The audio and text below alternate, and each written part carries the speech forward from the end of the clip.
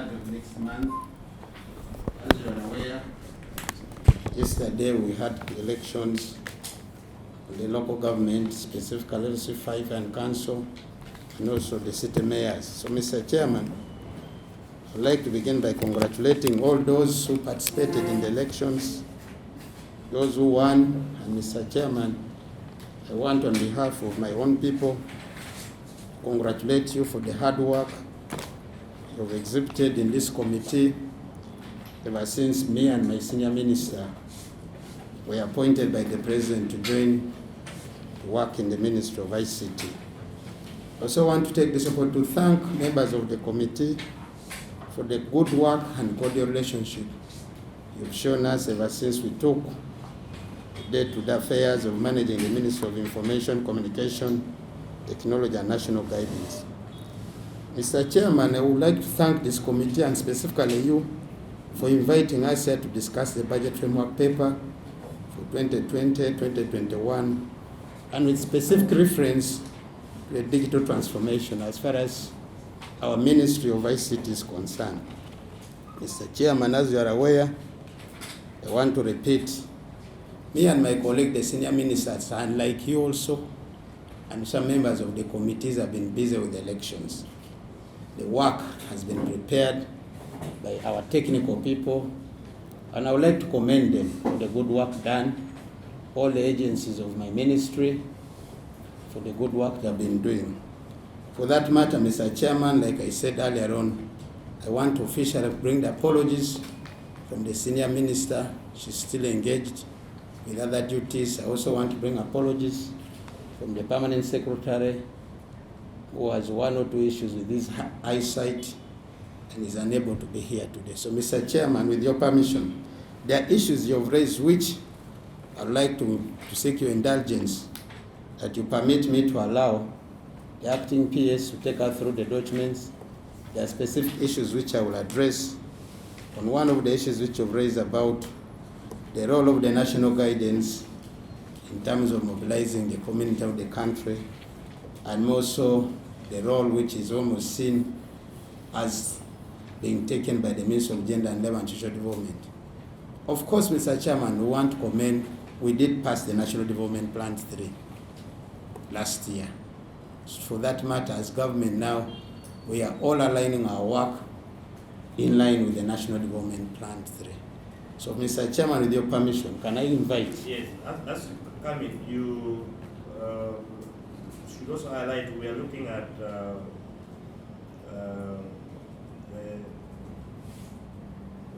programs, the activities under Ministry of ICT and NITA-U,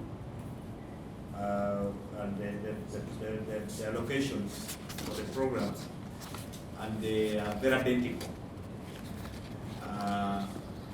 So we want to draw your attention in advance so that we know how you are addressing the issues of duplication.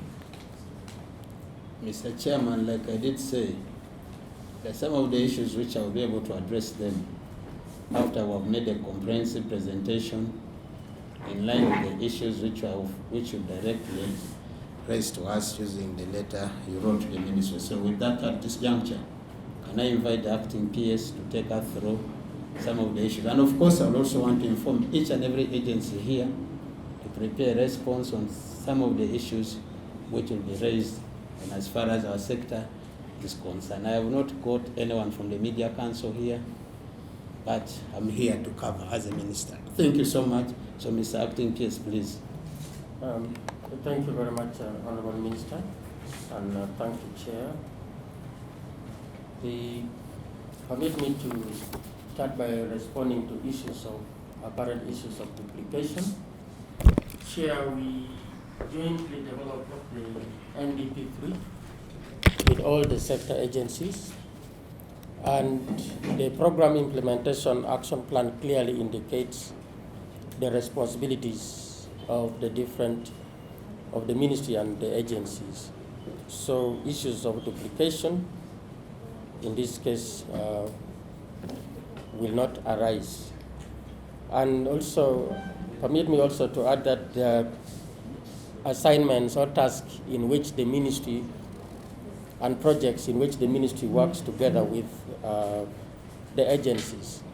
So that one the roles are also clearly defined, where the ministry works jointly with the agencies.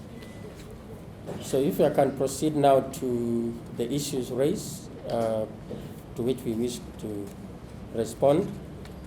The first one had to do with the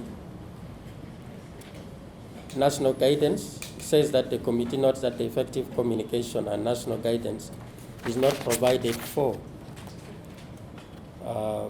in the program outcome indicators. The committee also seeks guidance on issues of budgeting. We have come up with outcome in the program implementation outcome, program implementation action plan of NDP 3.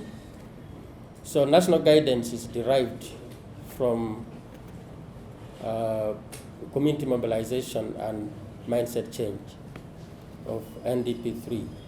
So we have come up with outcome indicators which we have submitted to to National Planning Authority for them to approve, because that is the procedure. And one of them is that the outcome is people knowledgeable about government programs and projects. And the indicator here is about percentage of citizens knowledgeable about government programs and projects in their respective areas. The other one is also degree of interaction between citizens and the government improved as an outcome, and then the indicator is proportion of population aware of national development programs. So we have engagements here at various levels, starting also from secondaries, from schools, going all the way to the rest of the citizens. On the issues of budgeting, we have had a budget cut in terms of the MTEF. Initially, the initial budget was 13 billion, which was reduced by 45%. I need to be guided on that. And the total that we have is 7.02 billion for effective communication and national guidance.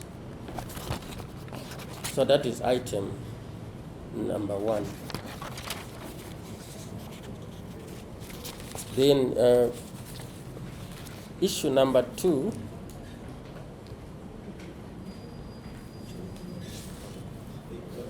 I think the chair. Yeah, as probably because we are looking at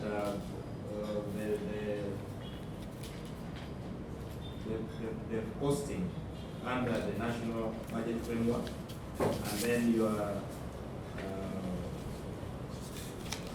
program implementation action plan, the posting are different.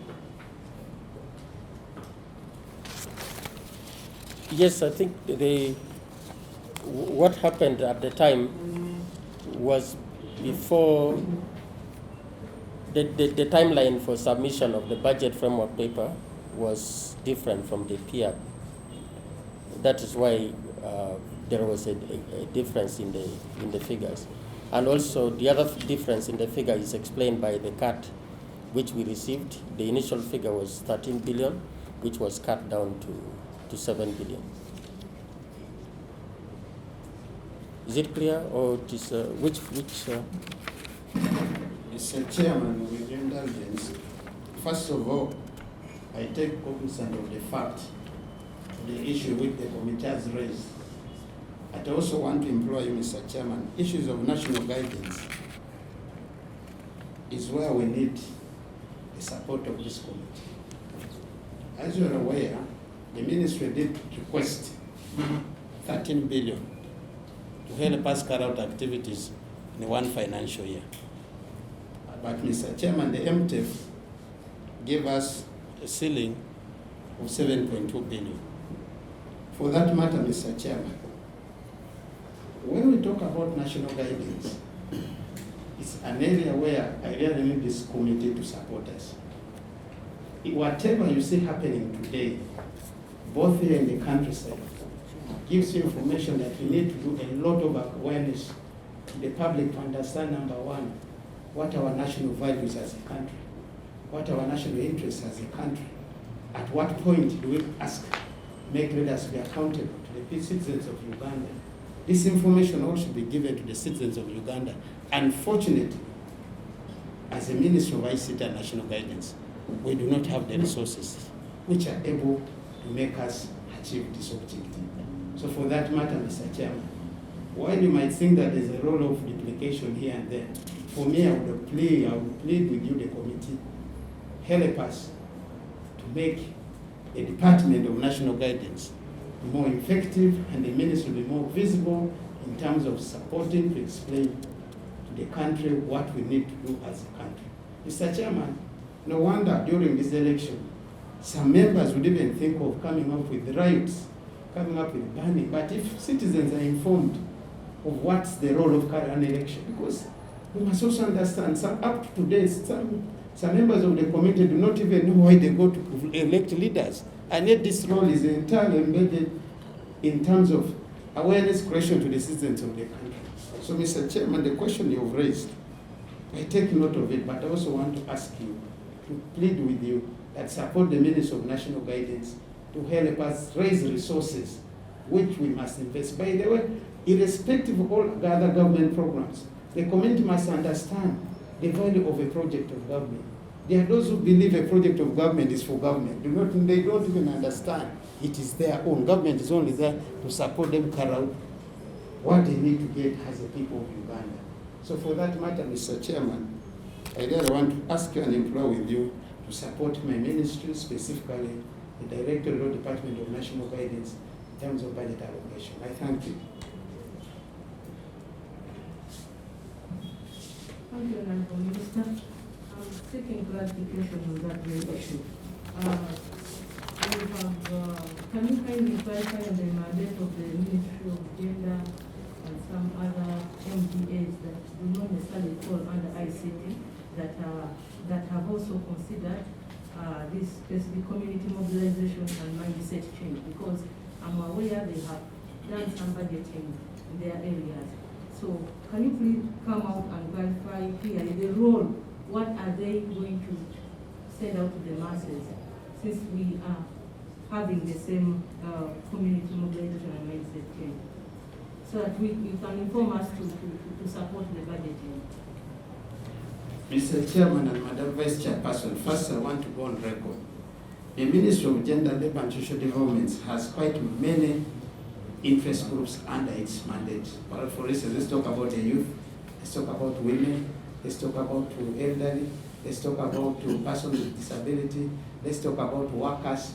These are all interest groups which fall under the Ministry of Gender, Labour and Social Development.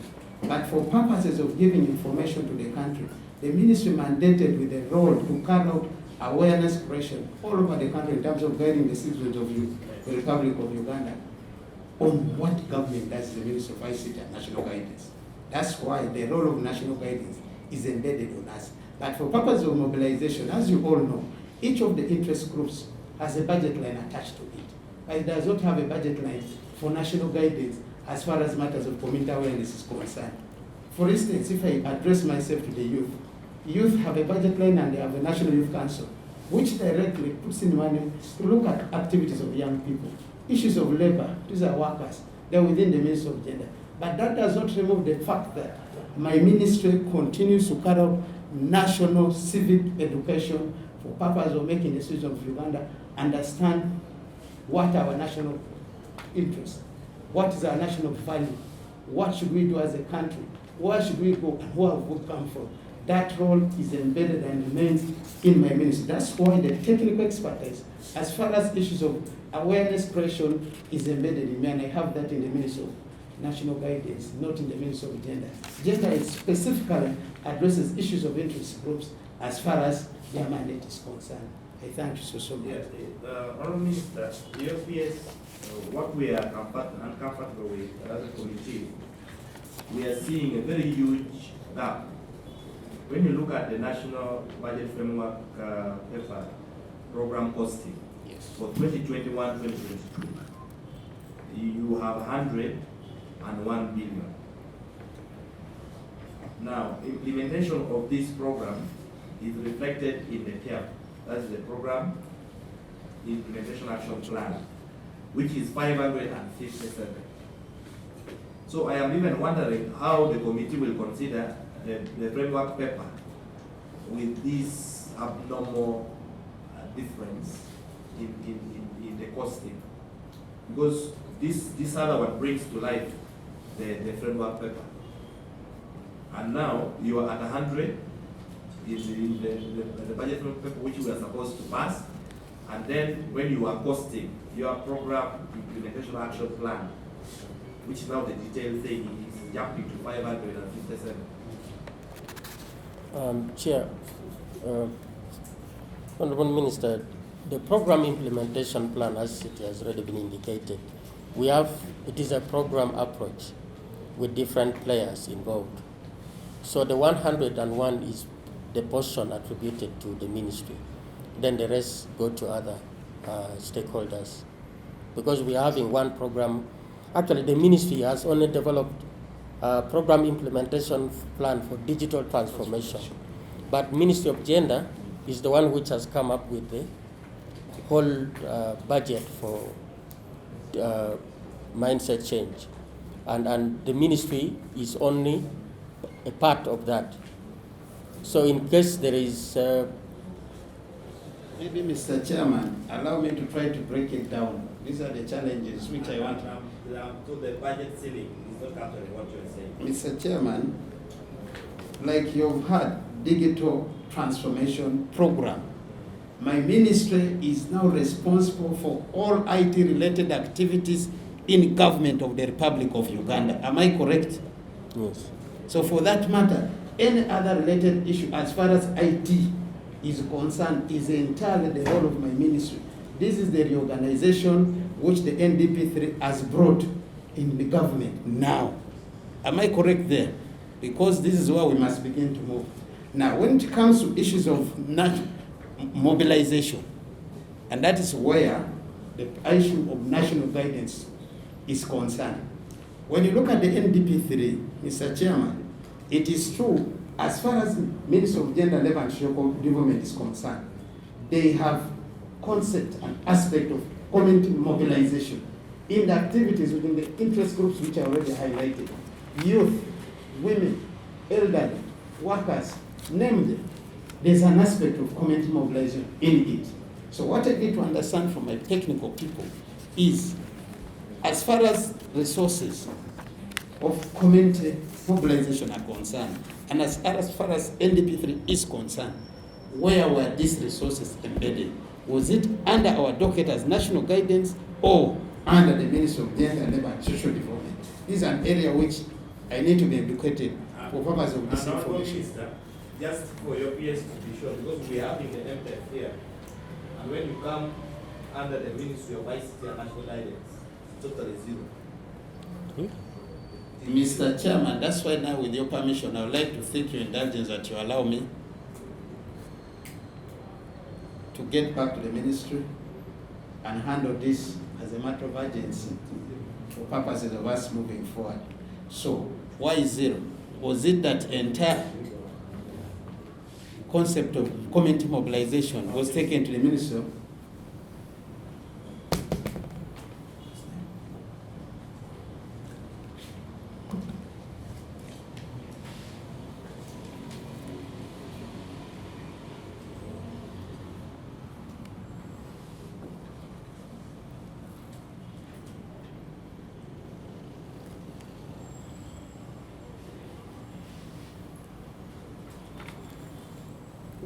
We have the head of planning here. You want her to say something? Can I request, Mr. Chairman, with your permission, that the head of planning at my ministry comes up to speak to address this matter? Where's the head of planning?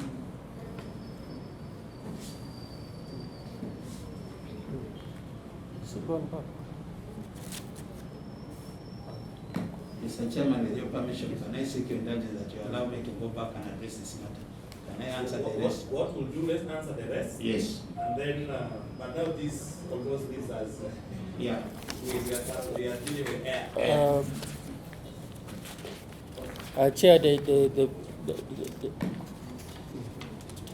with guidance from the minister, our focus was on the specific budget for, because the document I saw was showing us budget of 13 billion, which was cut by 45%. That's how we end up with 7.02 billion.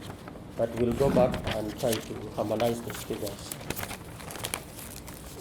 Then the next was on the issue of the costing for internet services.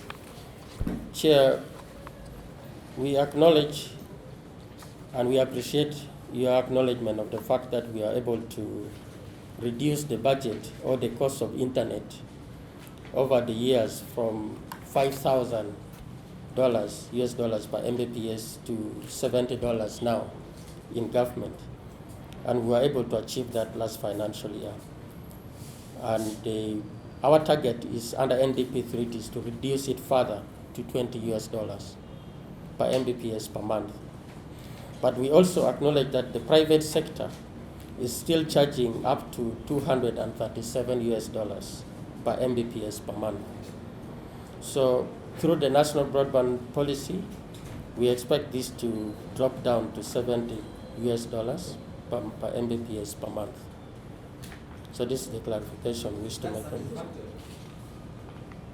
How are you expecting it? Is the wishful thinking that it just falls like money? Chair, it is not wishful What you thinking. were told the time now you're saying what do you have laid down that can be concrete and we know, like we were told in the last budget framework considerations, we are seeing it is still over $200, and now you're saying you expect, but how do we bank on your expectations? Because this was what was clearly reported a year ago, and it has not changed. It has instead gone up, and we have not had what steps, concrete steps. First of all, explanation why this has not been complied with. Then secondly, all we are receiving is that you are expecting. Mr. Chair, can you, Honorable Minister, if you could allow, it has not gone up. It has not gone up. The figure which you saw probably is what we are referring to, the private sector. We have continuously been going down. NITAU, the time when NITAU started implementing the backbone, the cost of internet was 1,200 US dollars. So when we started implementing it dropped to 600, then to 300. Now we have at 70, and it's going further to 20 US dollars, or even lower. So it has not gone up. The figure of 200, that is a private sector figure. We have not gone up, sir. So public sector, you are confirming is at $70 now. $70 now. Across board. Across board. And private sector is at 200. At 200, sir. 235. But even then, Mr. Chairman, with your permission, I know the head in NITA is here, and I'm happy Mr. Torach is a member of the board in NITA. Mr. Chairman, you're all aware that we have been working hard to make sure that we really implement phase 5 of the national backbone infrastructure. The more we lay fiber to the last mile, the cheaper the cost of internet will be, both at governmental level and also at the private sector. Because most of the private sector players will be able to tap on a national backbone to reduce the cost of carrying out their business, which also lowers the cost of internet usage as far as that area is concerned. Mr. Chairman, furthermore, we are also aware that the national broadband policy gives plans of infrastructure sharing, which in my opinion also helps us to reduce on the cost of doing business as far as the internet is concerned. For that matter, what we intend to do is to fully operationalize the implementation of the national broadband policy, which I want to ask my technical people here to really help us explain what is embedded in the national broadband policy, because we talk about the national broadband policy. Some of us have read through it. For instance, even now when new telecommunication companies are signing new license regimes, Mr. Chairman, we put provision that all national telecom operators must be able to cover 90% of the geographical location of this country. For instance, what does it mean that in each and every parish, we expect the network coverage to be there? So in my opinion, unless I have NITA here, I have UCC here, could I, with your permission, ask NITA, the ED of NITA, to help us explain this more to the committee as far as the cost of internet is concerned? And also, can I request UCC to give us more information on as far as this issue of the national telecom operators and the private sector players on how they will help able to reduce the cost of internet in the country? Honourable Minister, before that, speaking from what the acting PS was saying, because he gave us hope that we were expecting this to come down, but we are seeing the gap is so huge. Now, are we at the mercy of the private players or the what you call market forces in as far as this internet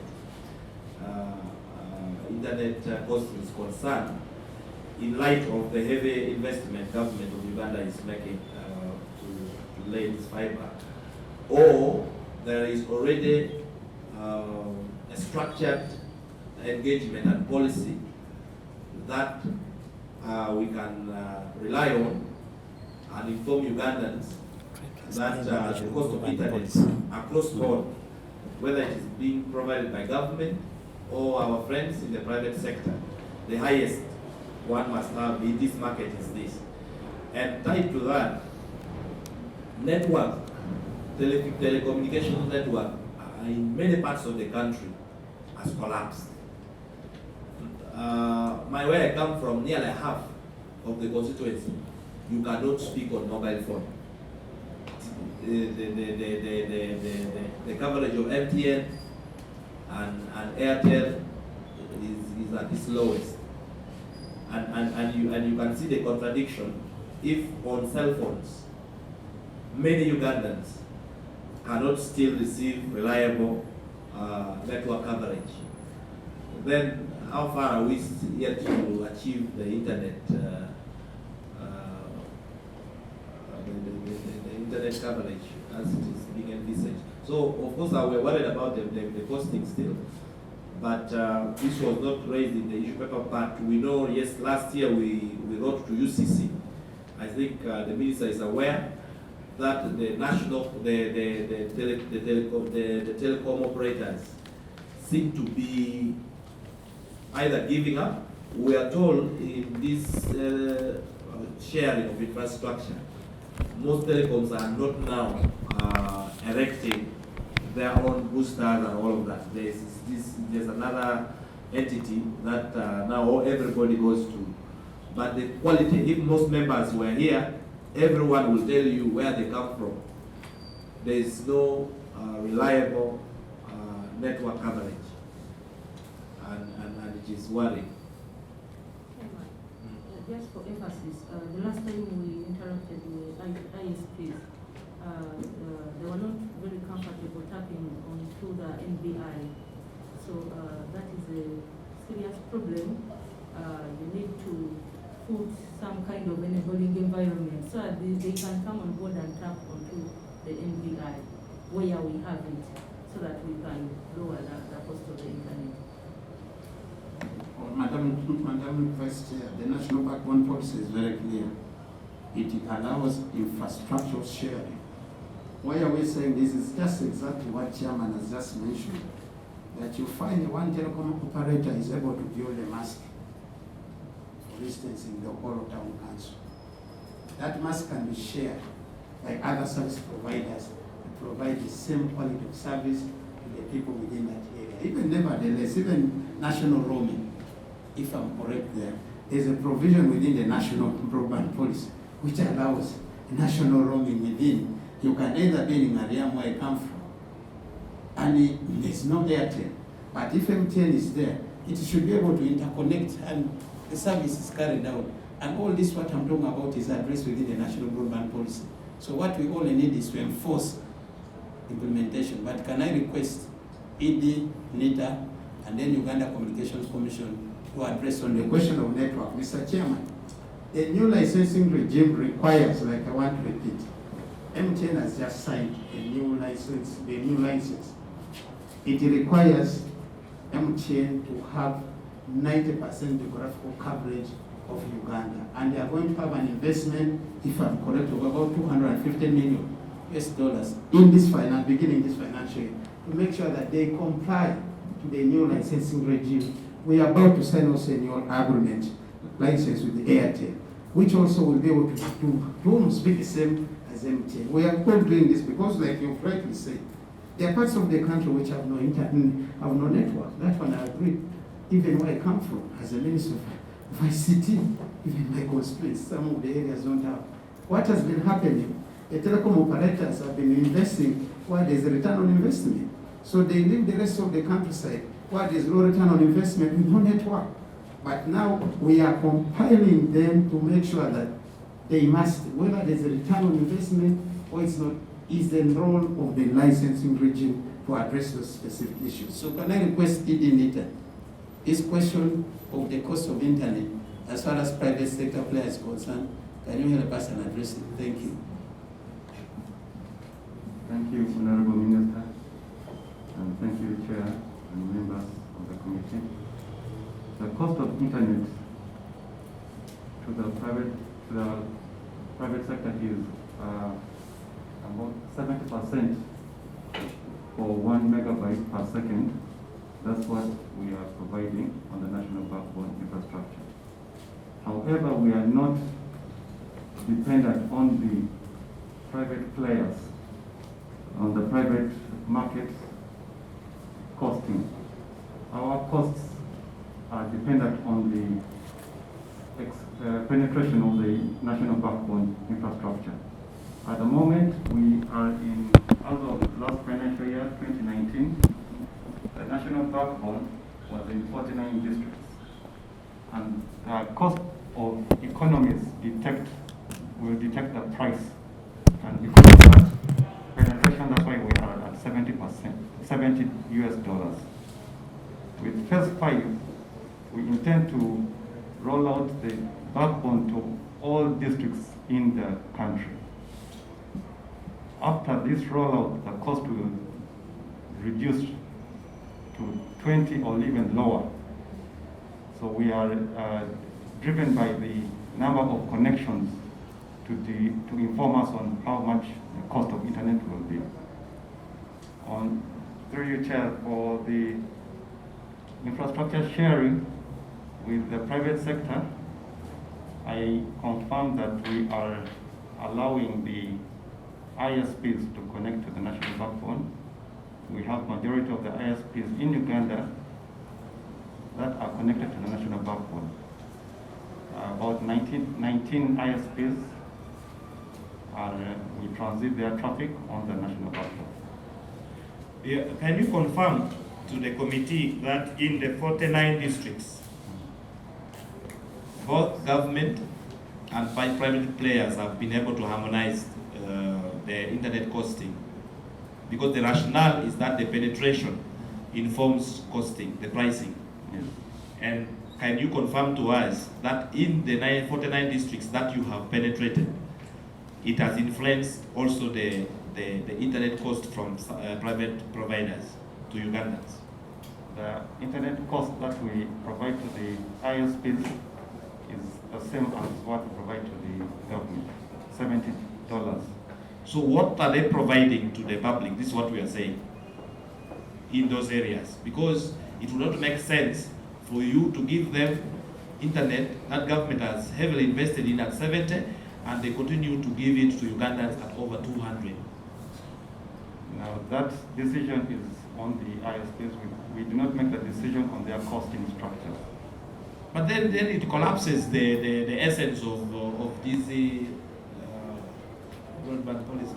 Chair, if I may add, you see, I mentioned I've been around for a while. There was a time when we were paying $5,000 US, even during the time of Choga. But when government chose to invest in the NPR, it influenced the costing by the private sector.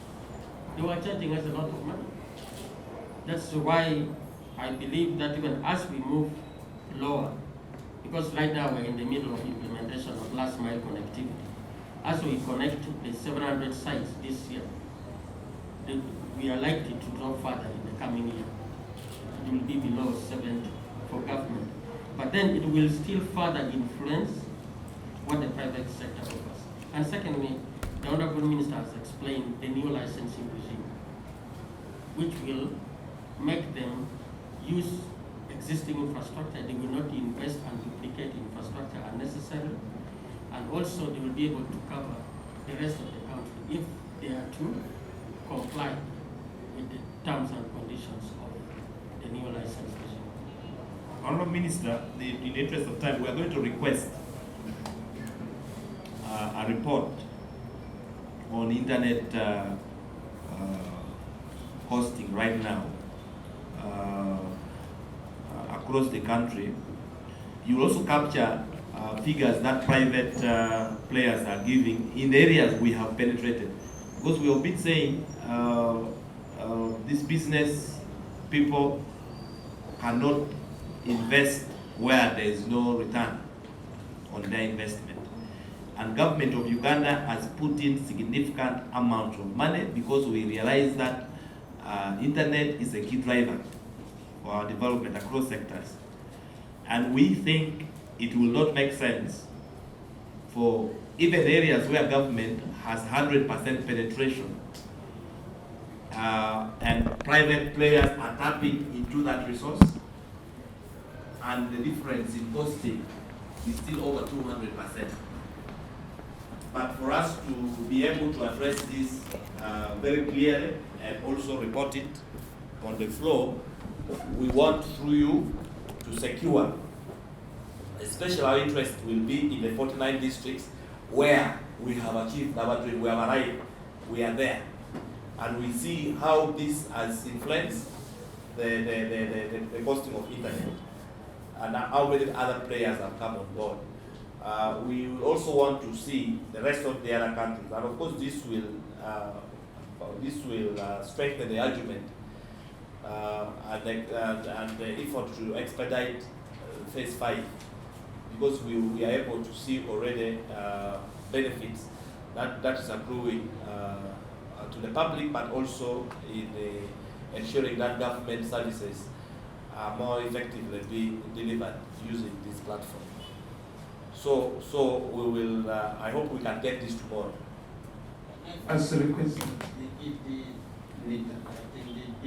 addresses yes information, and as far as the private sector players are not needed, UCC.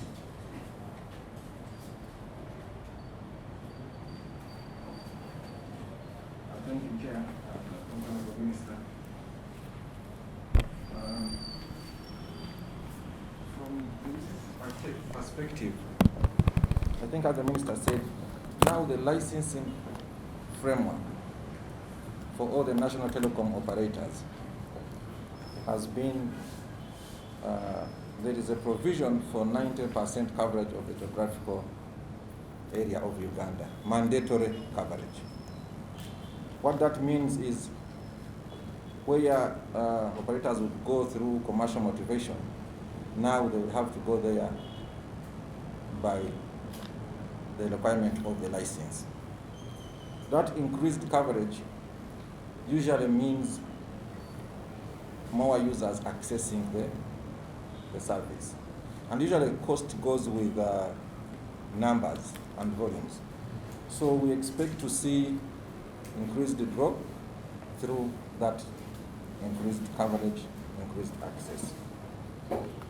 Then two, in the licensing framework as well, there is a provision now for two categories of licenses, the one for infrastructure and the one for services. That simplifies investment in the sector, because originally you would have people struggling to invest in both. Now even the service providers can access the infrastructure of other operators. Even operators who are not service providers can come and invest in infrastructure alone. We expect that change in the licensing regime to create a positive impact. In terms of specific interventions, because there are specific interventions that even the sector is doing to respond to the non-commercial areas. In terms of RCDF is doing a lot of demand activities. These are through trainings to get more users on board.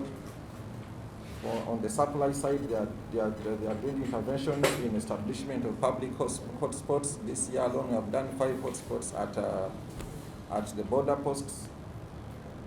We have done public infrastructure access centers, and also supporting upgrade of some sites. So therefore, we see the sector responding both on the demand side of this and on the supply side, and we expect the cost to continue going down with those interventions. But if I may, there's an answered question which I need us to explain. How do we monitor the private sector not to charge, despite us putting investment which are able to lower the cost of internet? According to the committee's view, in my own understanding, it's like the private sector still charges high. How then do we reduce this cost? Are still exploited. How do we reduce this cost for purposes of both the government and the private sector to be moving in tandem in terms of giving service which is cheap internet cost to the population? Because it's an area which we have not yet answered. But Mr. Chairman, I'm going to address that within the ministry. I will. Very great. That's and I don't see a very strong commitment from our agencies to pursue that line. Because you can have 90% coverage, but at what cost?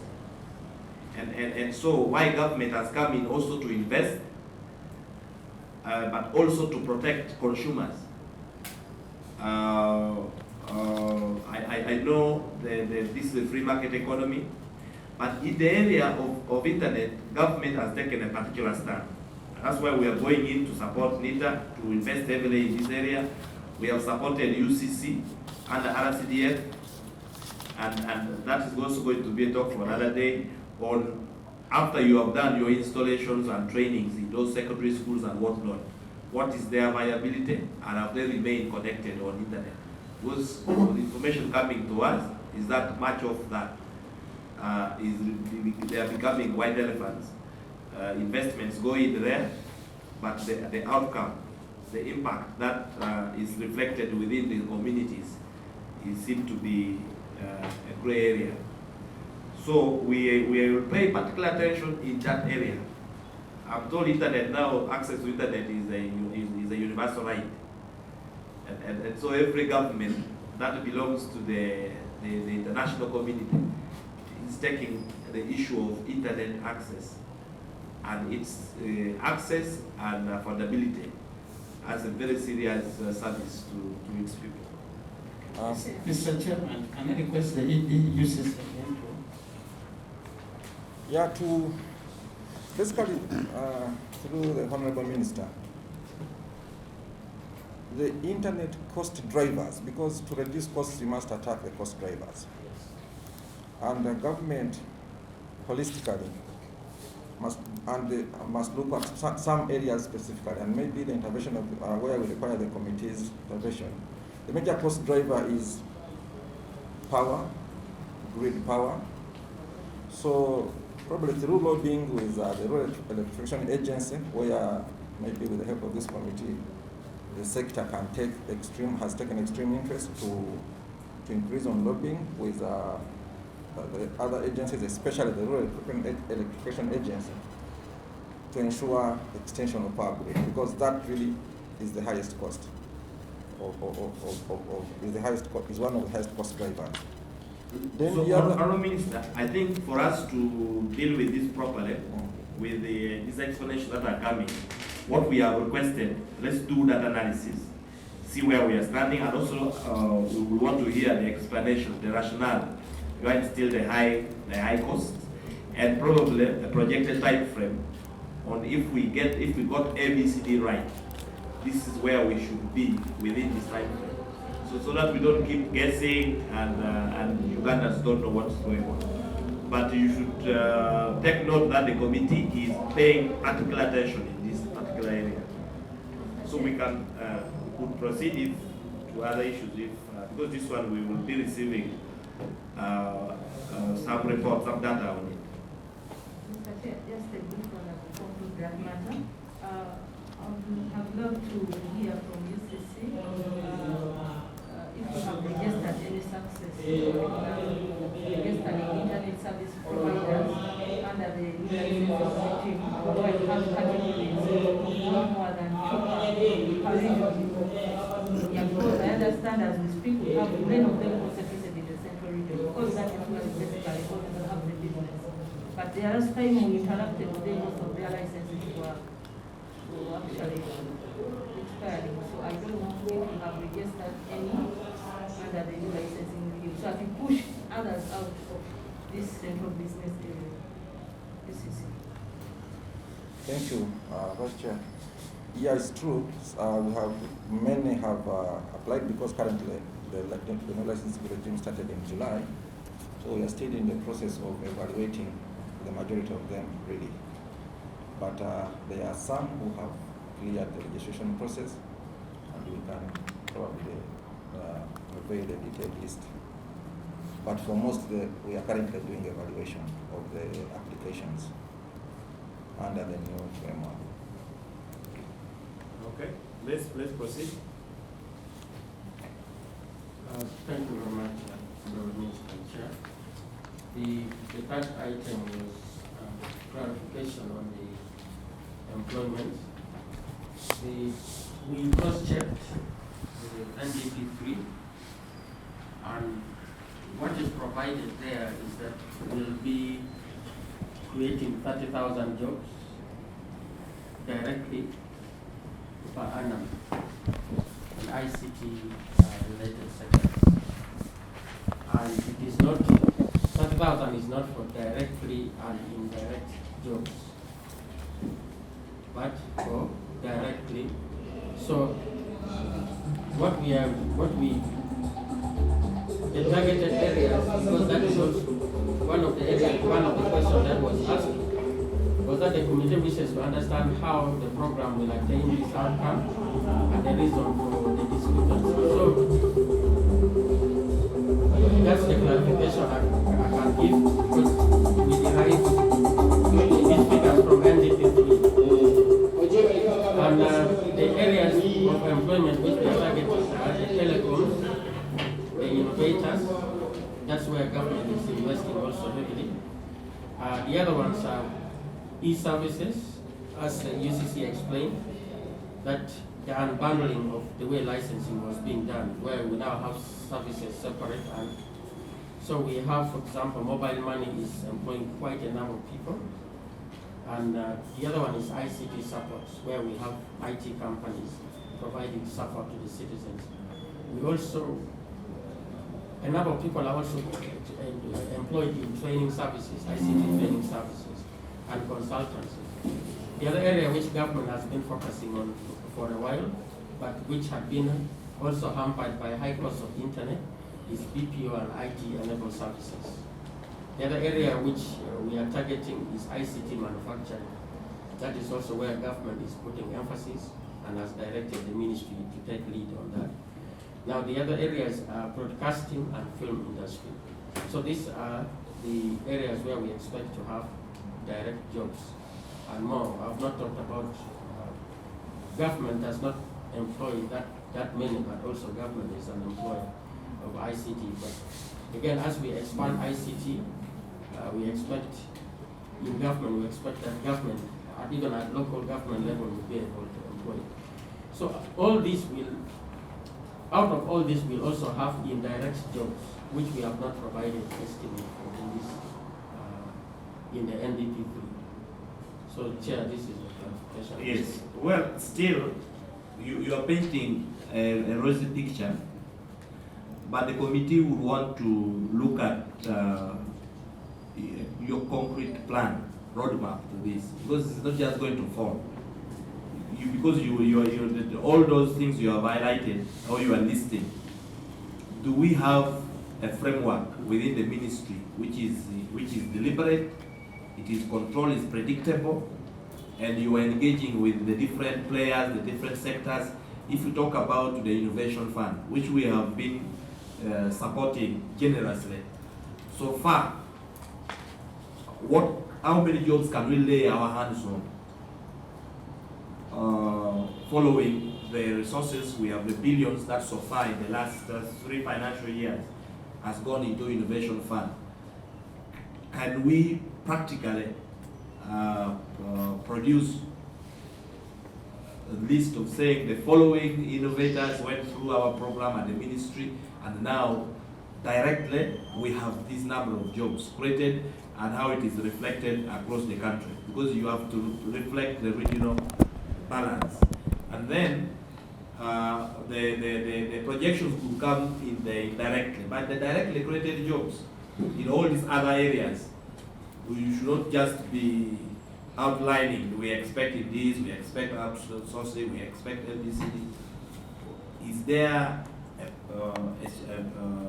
a deliberate programming in the ministry that can keep you in control of ensuring that this number of jobs, 30,000 jobs for Ugandans, can actually be achieved within the sector? Mr. Chairman, it might even be more. Why do I say this? The more other service providers come into joining the sector, the more jobs will be created. For instance, if a new telecom company comes in, that gives you opportunity to create more jobs. If we revamp UTA, that gives us opportunity to create more jobs. So, Mr. Chairman, in terms of, like for instance now, let's look at the e-services. These are areas which are able to employ as many people as possible. Maybe for purposes of tracking the records for the future. These are the areas now I'm going to engage with Uganda Communication Commission to help us first to begin with telecommunication companies. NITA can also be able to help us, give us information on most e-service areas where these jobs are already coming out from. Then for purposes of innovation, e-commerce, for purposes of innovation, Mr. Chairman, this information is available. We can be able to cross-check with our records within the ministry and then be able to share with the committee. By the way, I want to say this, even the record must be corrected. To my knowledge, my sector almost gives 9.8% as of now, today, as far as the GDP is concerned, which has been normally given us at what? 3.1%. So when we look at the telecommunication sector, it is one of the biggest, fast-growing sectors, not only here, but world over. And this is an area which I would like to implore both us to support and also invest heavily for purpose of creating to help us create employment. But Honourable Minister, on that one, you know that the foreign players are dominating, and much of these profits are being repatriated. There was a concern on that. I think we even talked about it the previous year. But what we want,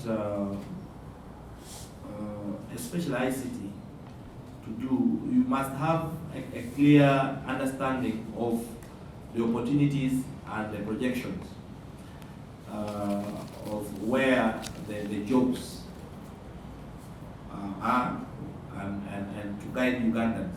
In other, and this is fairly broader because now you are influencing every sector, including education.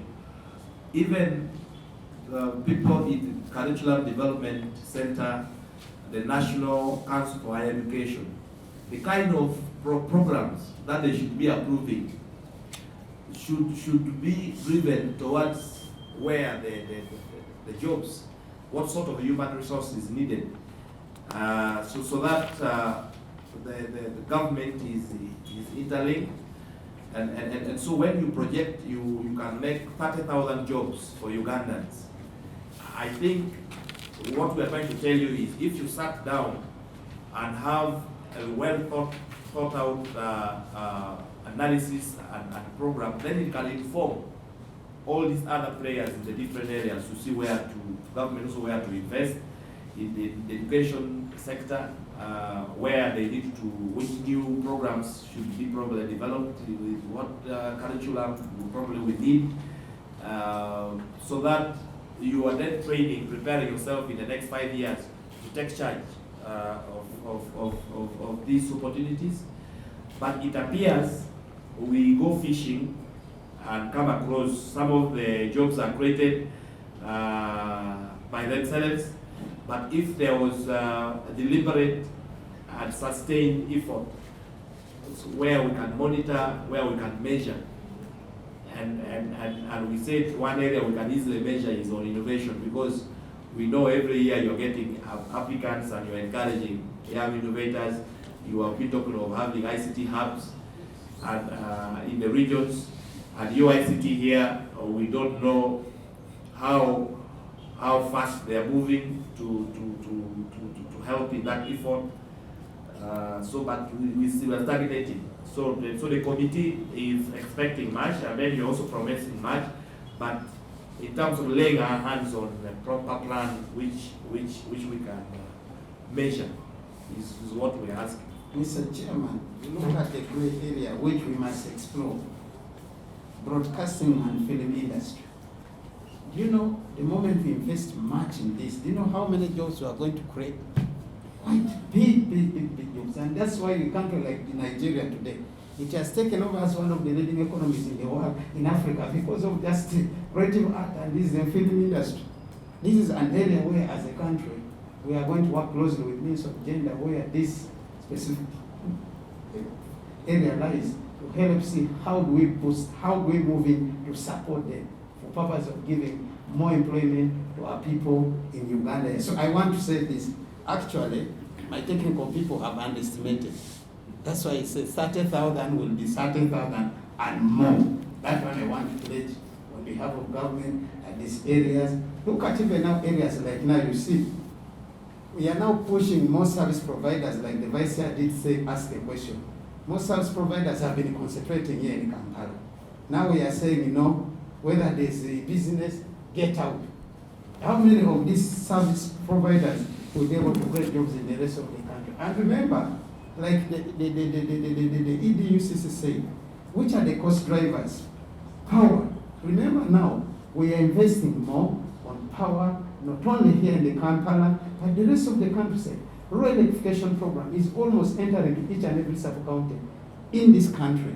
These are areas which are able to create jobs. The moment these are the avenues, these amenities are provided in those areas. So I want to say this, as far as job creation within my sector is concerned, we shall be able to work tirelessly to make sure that we create more jobs for our people in this country, as far as my sector is concerned of ICT. I thank you so much. Then the last one, Mr. Chairman, the question of us having foreign players dominate the market. It's true, but as a government, we're also working on to revive our national telecom company. That's the National Uganda Telecom. We are still from the final stages, which we shall be able to give the information to inform the country once we are done. That is it. But that does not mean that these foreign players, they pay taxes. Which taxes help us to run our country. So I want us to appreciate the role these foreign players are doing in our country as far as the telecom sector is concerned. I thank you. Okay, so it means at a later time we will look at that plan. The film industry, the performing arts, the UCC, your recent regulations actually didn't even think of them. They are there on the veranda. You will check, you will cross-check. We have even got their petition. So that's why we are saying that structured effort across board. You need to look deep into the sector. There's so much that can be done to create jobs for Ugandans, to generate income for the sector and for the national pass. But sometimes the focus is not deep. So that area is bigger. But the recent regulations that you laid here, you reprinted something that was there for in the 60s or 70s for these performing artists and filmmakers, and they don't feel part of it. They actually feel you have crowded them out. You remember? So we think, as the minister is clearly articulating, the technical people should help us. And also we need to know what we are planning. We are not just going to hope against hope, so that we know we are moving in the right direction. Mr. Chairman, I want to thank your committee. It is true I laid before Parliament 19 regulations. It is true the committee was able to cite some of the areas which I'm happy to say we did agree, and that is why you're here as this committee to carry out an oversight over us. And the most important thing for us as government is to continue availing opportunities for creation of jobs, to employ as many people as possible, because that's one of the biggest challenges today we face in this country is the question of unemployment. So we want to pledge as a sector, we shall be able to provide, number one, good regulations, number two, good policies which are able to help us create more jobs. That I want to promise on behalf of the Minister of ICT. I thank you so much. Okay, let's move to item 4.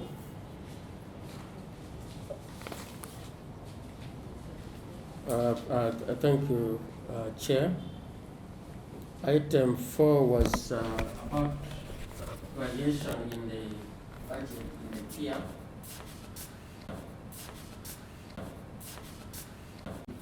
Notice this, and we have arranged a meeting with NPA this week to harmonize the figures. We have already got input from the sector agencies. So we are harmonizing the figure. We acknowledge this variation. So we are working on it this week.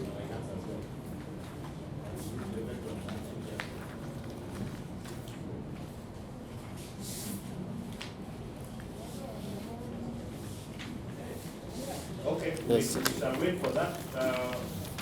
We'll share the updated PR.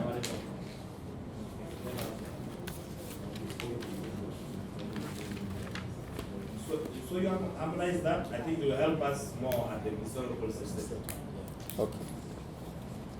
Then, Chair, number 5 was also regarding the discrepancies in figures. We made, based on what I saw and the explanation from the planning department was that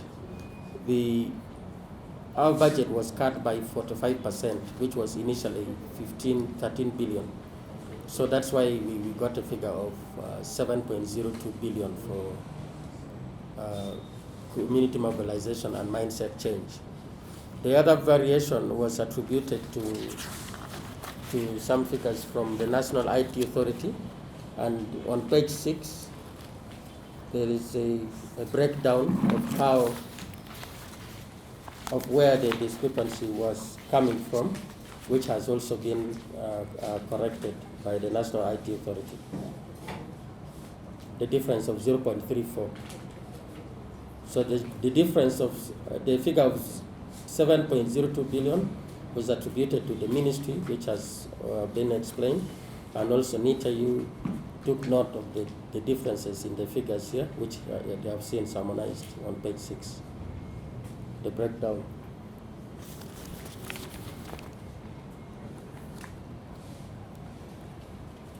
Can you proceed?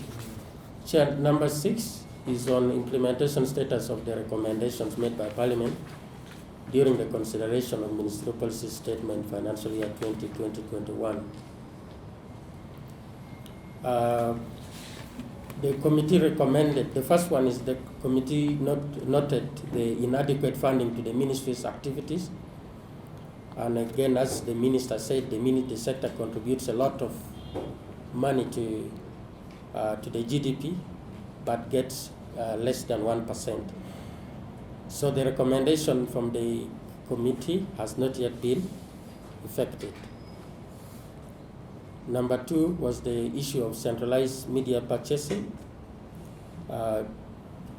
This has already commenced, the implementation has commenced, and as well as the harmonization process of the messages is ongoing. It has helped us a lot even from the time of COVID, and also from the time we initiated, we've been communicating. The ministry has been taking lead and in ensure quality control in the content that goes out to the public. So those are the two on issues. central media buy, what is not coming clear is on content generation. Because I don't know whether it is true, what we still hear is that this budget of 40%, still the respective agencies and ministries generate content, and you just pay through a service provider.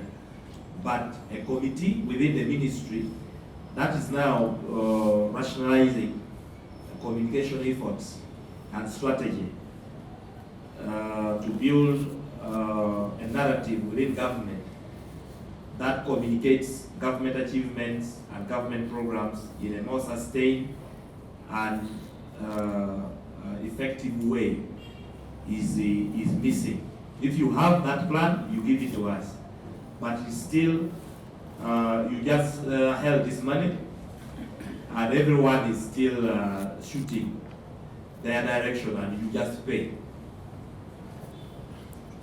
And if that is so, it will defeat the purpose for this. And remember, part of this is supposed to support the national guidance function, which has been in limbo. Because you should guide the country. Now, if the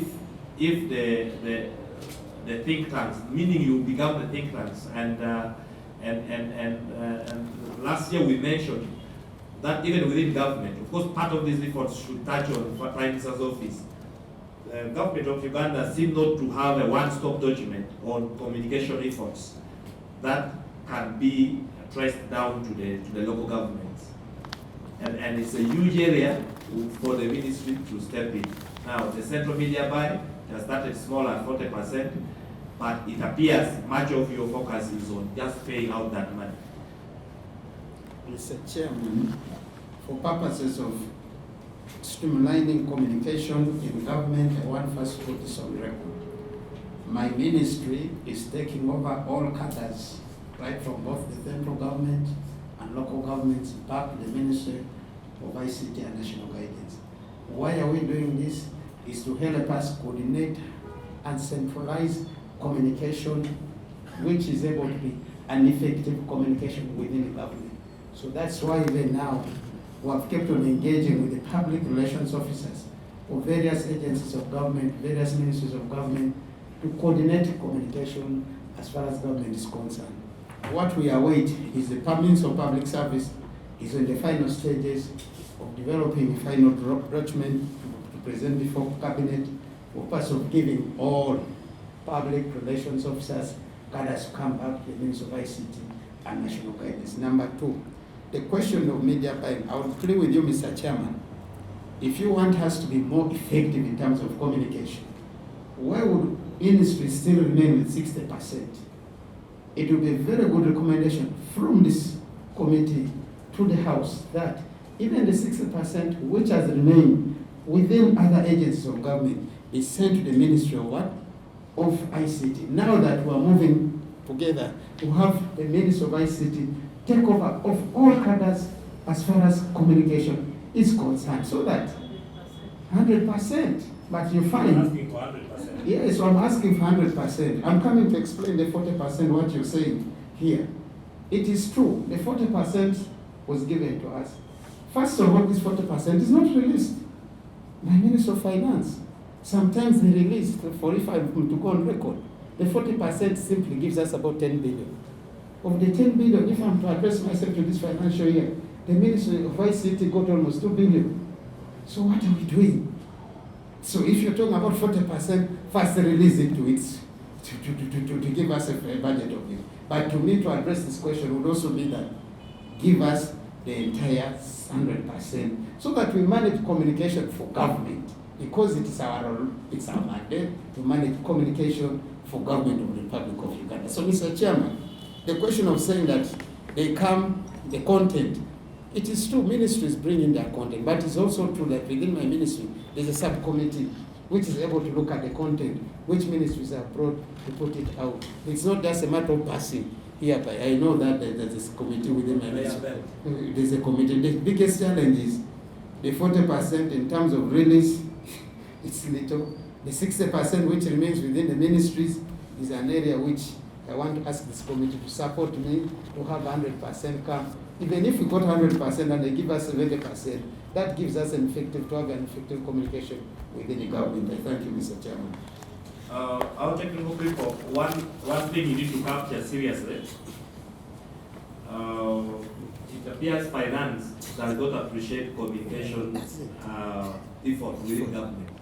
So all the good works government is doing remains under the table, because these resources are meager. What has been prepared for communication, and you see finance releasing 20-30%, and the rest of the money is not released, then we are just wasting time. We are wasting time. And a strong recommendation needs to come in that area. That aspects of communication is not one of those that should be sacrificed for any reason. Because even if you look at in terms of percentage, it is very small. Mr. Chairman, maybe before, look at the national broadcast. You know how much we have struggled. It's a time of election. You have just concluded.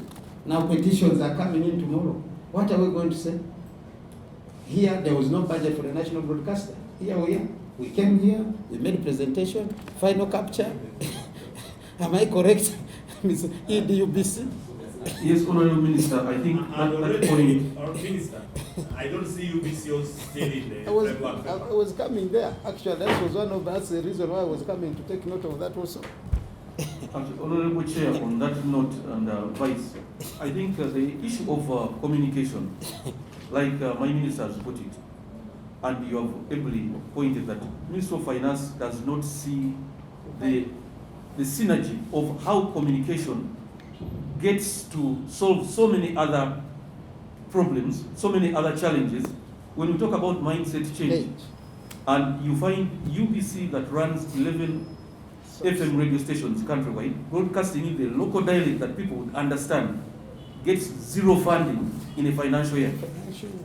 When we actually needed it more than yesterday, we were doing e-learning on radio, on TV, but I want to put it on record that we didn't get any money apart from the supplementary that you managed to fight for, and they gave us 2 billion. And we're still struggling, and I hope that the committee can really interface with the powers that be, because how can Minister of Finance arbitrarily just say they are giving us zero funding when the committee has given all the recommendations, the budget and the activities were well itemized, all the equipment that we were procuring is actually, we could be facing lawsuits because we had already placed LPOs knowing that the funding was there. So, Honorable Chair and Minister, communication is not just a UBC issue, it's the whole media fraternity. If we do what the media ought to be doing, we shouldn't even be looking at a huge number of spoiled votes. You can imagine, just simple, basic communication. And I hope that if we fund the media adequately, we shouldn't be having, numbers of spoiled votes that are more than the third runner-up. It's really, it points to something that other people are taking lightly, but we as communicators, we need civic education. Does not only involve the loudspeakers that were making noise it involves starting now, preparing for a better tomorrow. And that comes with funding. Thank you. Thank you. My conclusive comments on that, Honourable Minister and your team. Certainly, the committee will work with you because we understand the importance of these issues.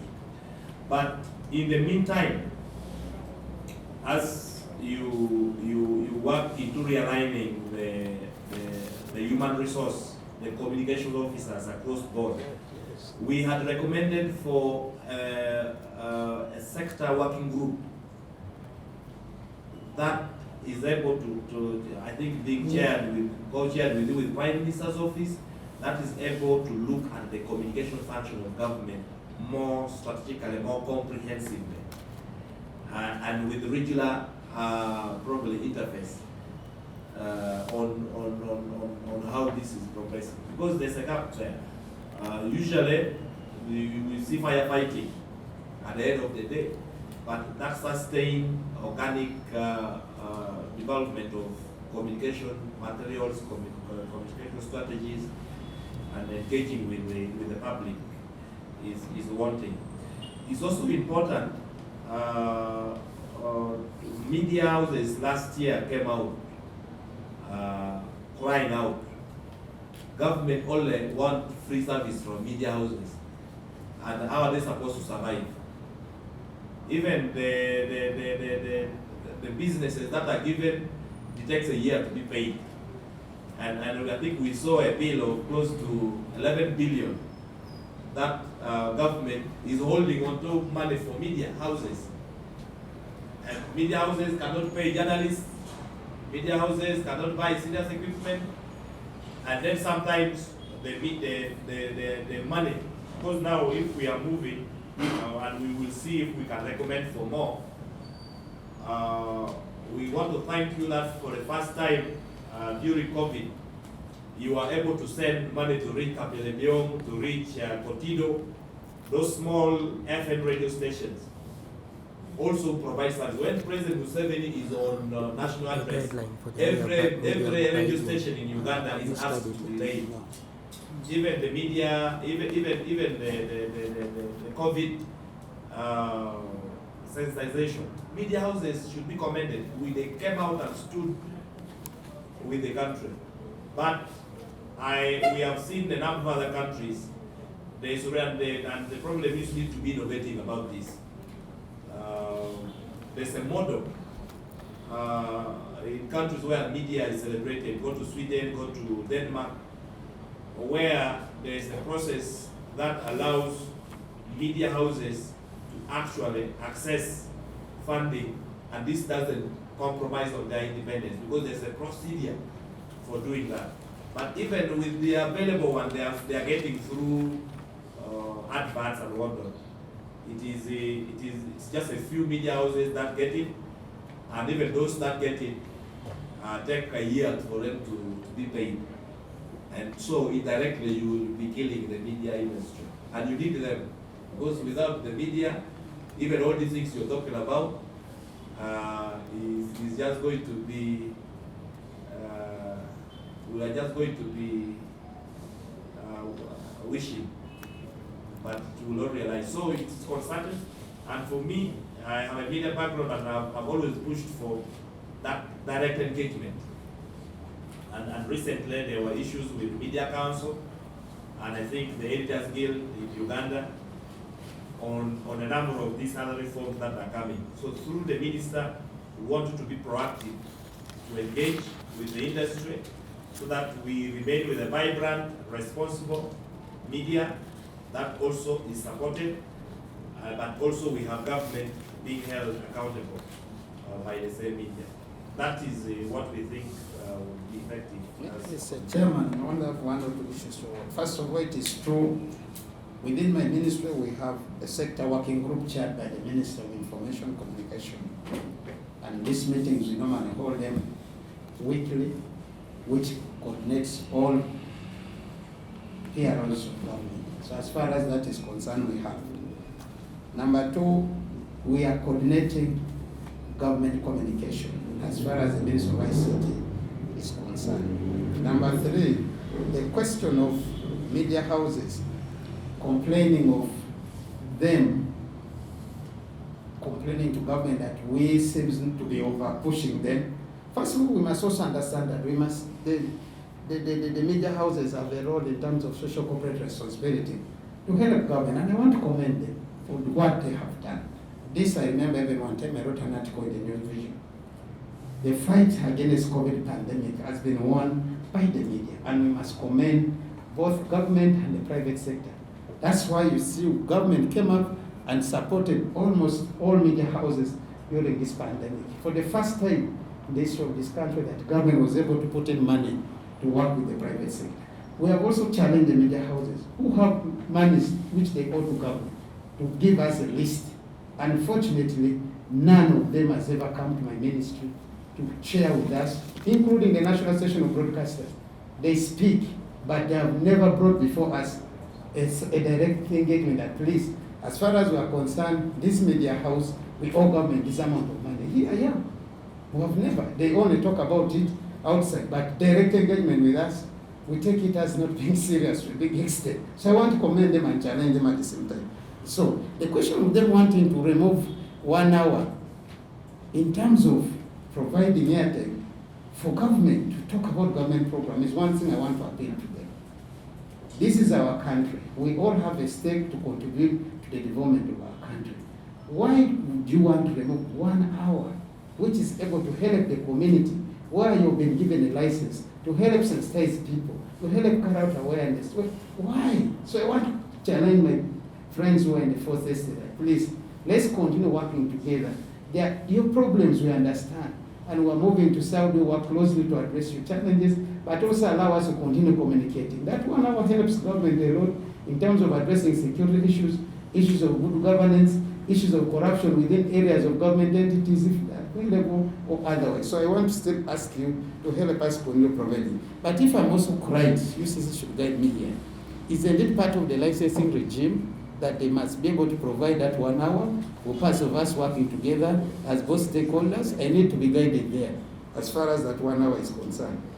Then the other issue is on the issue of the Media Council. Mr. Chairman, I want to commend you and specifically this committee for always raising issues that Media Council needs to be funded.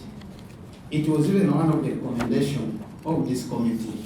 And to my knowledge, we have been able to provide, as far as the recommendation of this committee is concerned, we have been able to provide either 500 million or to 1 billion to Uganda Media Council. So, Mr. Chairman, we do take note of the recommendation you give us and we act upon it. So, whether Media Council has had a few challenges with the elders, with the Editors Guild is one issue. As ministers, we shall be able to have a meeting. But, Mr. Chairman, to our knowledge, we are able. Can I get this correction from Mr. Aruna? How much have we given Media Council? Is it 500 or 1 billion? It's supposed to be 1 billion. It's supposed to be 1 billion. Have you got, Mr. Chairman? You did recommend that 2 billion be earmarked to Media Council. The ministry has worked with Uganda Communications Commission to be able to earmark 1 billion to be given to Media Council. So that is, yes, that is steady. How much have you given them? So far, either 500 to that shall proceed. Chair, we are finalizing the memorandum of understanding for that purpose. That you are late. For this financial For this financial year. And So we want to know what you give them this one. Because the other time we were taking very radical decision, but when we engaged, we were able to harmonize. But this time we are more prepared. So, Mr. Chairman, The other time we were not very well prepared. You know that. yes, Mr. Chairman, I want to say this, that the ministry takes your committee seriously, and you gave 2 billion. 1 billion or 500 is not very bad for purpose of moving But forward. they haven't even got up to that. That is steady progress, Mr. Chairman. They will get at Media Council of Uganda. Yes. Can you imagine? Yes. And it has been like that for over 15 years. So why don't you commend the So, leadership of the we tell ministry? them it is air. The moment it enters, and we are going to share with them. Thank you so much, Mr. Now, Chairman. Minister number 7, which is number 6, we don't want to spend time on it. Yeah, But So there is one point on the issue of standardization of content. The information I'd like to give is that we have a guideline in place for media buying, which we intend to share with you so that areas of improvement can be discussed, how we can make it better. We have a guideline in place for media buying. I thought I needed to add that under item number 6. We have already talked about funding to Media Council. We'll communicate to you as soon as the minister will update you on the progress on this MOU and also the funding. we are expecting a proper submission and rationale for the ministry to ask for more percent of this central media buy. Yes. Then too, we will have a role to play because the law is silent, but the minister, I think you need to lose sleep over the issue of UBC. There's UBC, there's Media Council, even UCC, on the budget framework paper. The state enterprises, they're absent, and it becomes problematic when we now go to the historical policy statement, because this is going to be the framework. for that. That's true. So you need to be urgently, like even today, engage with finance. Because that's the way it's supposed to be resolved. Once it's silent, we are going to be firefighting from this end. Mr. Chairman, maybe after this meeting, I'll request my technical people that we go back to the ministry and we have a 1 hour's meeting for purposes of looking at some of the issues which have been raised here, which are unanswered. At the same time, also look at the issues which need direct engagement with the Ministry of Finance. I thank you. Okay. So we are going to number 8. NITA-U and Ministry of ICT. You are telling us your things are streamlined, but we are seeing this. You have outlined the same thing. You don't know who is doing what. Is the ministry also implementing what the UCC, what NITA is implementing, and or you will supervise? Mr. Chair, are we on? I don't know which number. Sub-programs, or the sub-programs. Yes, that is vote 126, National IT Authority, on issues of staffing. Are we together on that? Or it is a different paper we are looking at? Mr. Chairman, I need the committee to take note of the issues of staffing at NITA-U. It's a very serious issue. NITA-U is, with due respect, Mr. Chairman, the role is meant to carry out vis-a-vis the number of staffs which are employed are not giving us the desired output for purpose of that organization to run effectively. And I would like to request that this committee takes it up to see how NITA-U can be supported to recruit new staffs to make it implement its full mandate as far as why this entity or this organization settings was created. I think you can answer. Did they share? Because last year, I think I remember UBC shared their gaps, the positions that you want to fill. I think NITA-U did not share. Can I And we don't have it. Can I request the ED to furnish the committee? How many positions are required to be filled? What is our percentage Can of we parity? have this by tomorrow? Yes. Your vacant positions? The vacant positions are 113. We That's are on serious. Yes. 38 operational level. And we have to work to roll out the backbone to all 146 districts. So we are expecting for that tomorrow. I think UBC is compatible now with their staffing. Mr. Chair, we are not. Because as we did point out, we were not given budget in this financial year. So there's nothing, we couldn't recruit. So you repeat, you share with us again. I think we have, but just update because we now don't know what you gave us last time. Maybe some have been, maybe there are changes. So we are expecting from you, we are expecting from NITA, even UICT. Yes, UICT now, are we interfacing for the first time also? The substantive principle. Yes. Because we have been interfacing with the lady. Yes. Yes, so let's welcome you also formally. Thank you very much. Hey. Pardon? Hey. So now, we are definitely committed to following up that. You help us and you are sending those gaps and the details that come with it, that give us